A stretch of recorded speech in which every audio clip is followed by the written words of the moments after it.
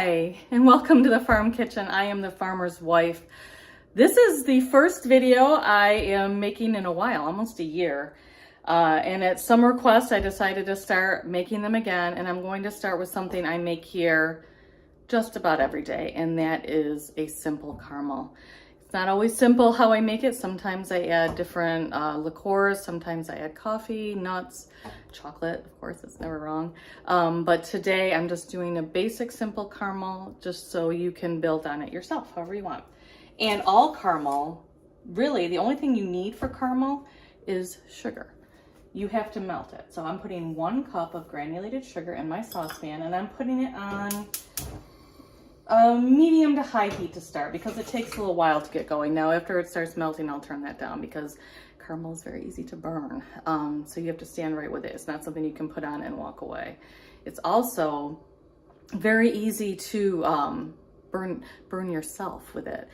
It doesn't look like it's that hot. It just looks like it's a liquid, but by the time it becomes a liquid, it's scalding hot. So you don't want to be having children do this. You don't want to be stirring it too vigorously because if it splatters up at you, especially when we add the butter and the cream in a minute, it gets really hot. So we're gonna be careful with that. We're gonna use caution. I think that's why a lot of people don't make their own caramel. They just open a can or whatever, but it's actually very easy to make, but there is some danger of burning yourself there. Now I have made caramel and I've looked for different recipes, for different classes I've taken, and I am shocked to see that there's a lot of recipes out there that don't melt sugar at all. They put brown sugar in there so it has the color of caramel, but to be real caramel, you have to melt the sugar. That's where the color, the real color, comes in, the flavor profile. It really should almost smell like maple syrup when you're cooking it down. That glucose, that flavor, that burning sugar, you just can't beat that. You just can't put in brown sugar or some other fake ingredient, dark corn syrup, whatever you want to do, and call it caramel. That's flavored. It's not the real deal. So right now, my sugar, this is the part that takes the longest, is the melting of the sugar. It looks like it's really not doing much of anything. Again, you'll see I'm using a wooden spoon, and I have a heavy bottom saucepan. For making caramel, you don't want to use that cheap aluminum. You want an even heat radiating. See, it's starting to melt here along the sides. The wooden spoon is because wood is not a conductor of heat. I don't have to worry about burning my hands by holding a spoon over this. Usually I use a longer one because it does start to sputter, but this is one of my favorite spoons, so that's what I'm going to use. So I'm gonna flip it up a little bit here so you can see it. I'm stirring it. It's starting to stick a little bit at the bottom. It's clumping together. Honestly, I don't want to see those clumps that are forming. I don't want to leave the room while I'm cooking it, but I want to kind of let it just set. It burns very quickly though once it starts going, so you don't want to walk away from this. The whole process only takes a few minutes, and then you'll have some of the most delicious caramel I've ever had.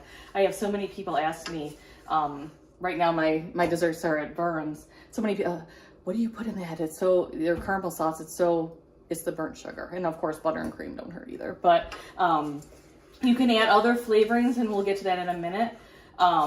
Basically, you'll find with this basic caramel, it's sugar, then I'll put the butter and cream, and I do add a little salt. But if I wanted, again, in a few weeks here at St. Patrick's Day, I'm sure I'm going to do a Bailey's Irish cream cheesecake, so I would put a little Bailey's in with a heavy cream for that caramel flavor. I've been known to do bourbon, coffee, as I've said before. There's anything that's a liquid, there's really no end. If I wanted to make a tea, like we have a lot of herbs here we grow on the farm, a lot of lemon balm, lavender. If I wanted to infuse those flavors, what I would do is I would steep the cream. I would boil the cream, put the herbs in, steep it for 20 minutes, strain it out, and then I would use that cream, that flavored cream, in the caramel. So it's unending, the different things you can infuse. I put beer. I've mixed the heavy cream in with a nice Guinness. You can do all sorts of different things. Now you can see how it's starting to tan up a little bit. You're starting to get a little liquid at the bottom. Smoke is starting to form. This is where it can start to think about burning. I'm going to turn it down a little bit because I don't want to burn my caramel. It should be, by the time I'm done, a nice mahogany. that's the color that you're going for. So I'm going to stir it. See how it's all clumping up together now?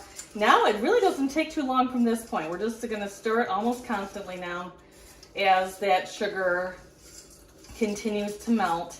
It smells heavenly in here. It smells like I'm right by, right outside when we're tapping the maple trees. It smells so, so good. I've often said that baking consists of butter, sugar, flour, and eggs. And therefore, what you do with each thing changes it from a cookie to a cake to bread. It's the same thing with candy making. You have cream, butter, and sugar, but the possibilities are unending. With sugar work, again, it depends on how long you cook it, how much of each ingredient you put in to change that final outcome. It's starting to melt a little bit more. Whoever thought sugar would be a liquid? It's crazy. But at this point, it is very hot. If I was to get this on myself, it would definitely leave a mark. So we don't have the kids around us while we're doing this. Just keep stirring.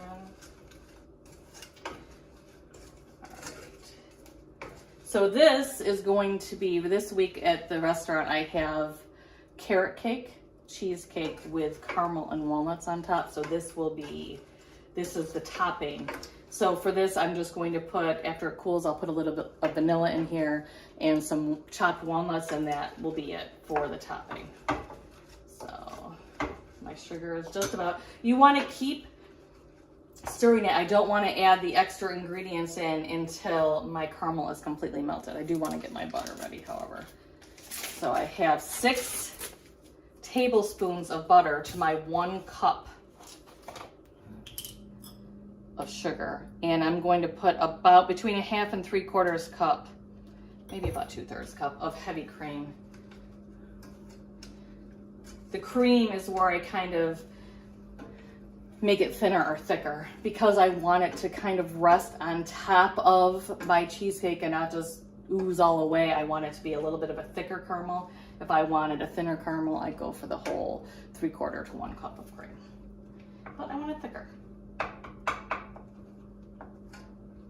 Almost there. Do you see that? Nice and mahogany. It's just about the right color. I still have some clumps that are not fully melted yet. I can give them a little tap to hurry them along, get them a little closer to the heat.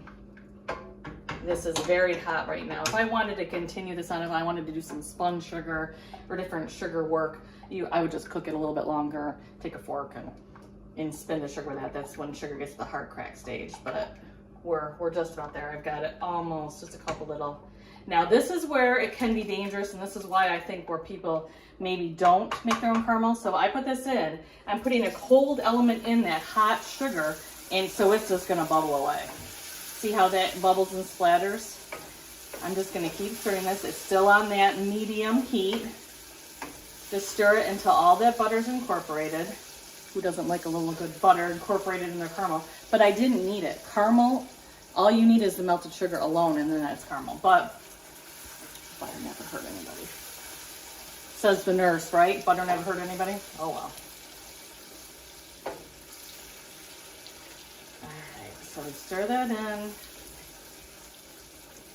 Some of the butter is still laying on top. I don't want it to be separated. I want it to fully emulsify. So I'm stirring that fat in with that melted sugar. All right, just keep stirring. When it all gets incorporated in, that's when I put in the cream. It's not quite there yet. Almost. Do you see how it's nice and smooth? Still a little butter laying on top.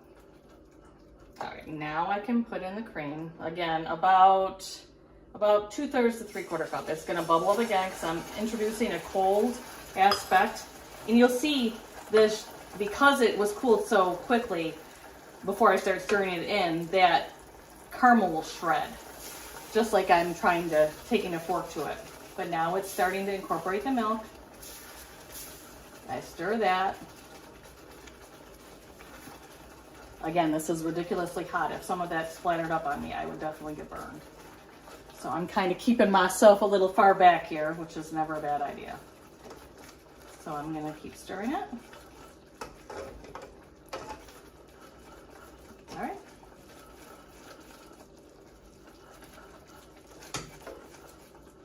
There it is. Now salt, about a half a teaspoon. I like more of a salty caramel. I'm pretty good at gauging it myself, so I just toss that in. Let it cook in a little bit. And that's it. That's all there is to making salted caramel sauce. And now you can have some delicious salted caramel sauce for your cheesecake, or for your sundaes, or for anything else that it would be good with, which is everything. Have a great day.